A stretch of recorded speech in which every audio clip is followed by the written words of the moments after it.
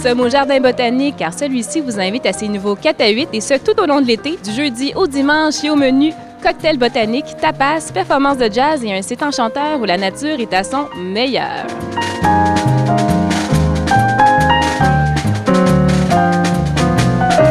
Organiser des 4 à 8 au cœur du Jardin botanique. C'est un lieu tellement magnifique, encourager les gens de venir partager le soleil avec nous. On a mis ça à 4 heures pour avoir un peu plus de soleil, puis jusqu'à 8 heures pour presque voir le coucher de soleil. Alors c'est vraiment vivre le Jardin botanique le soir, en début de soirée avec la musique. Puis c'est tellement à propos de retrouver un peu la rencontre nature-culture aussi en même temps. Les couleurs qui nous interpellent, les couleurs qu'on retrouve dans les cocktails, la couleur musicale.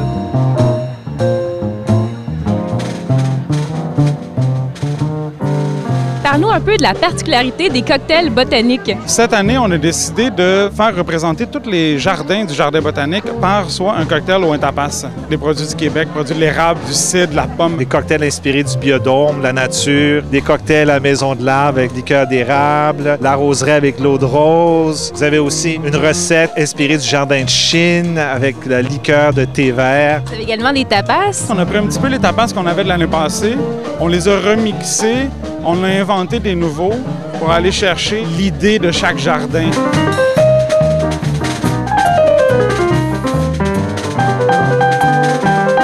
Qui sont les artistes qui ont été amenés à performer lors des 4 à 8? Ce sont des artistes qui viennent du Diez 11 Jazz Club. Je les choisis comme pour la programmation du Diez 11, c'est-à-dire que ce sont des artistes qui viennent de Montréal surtout.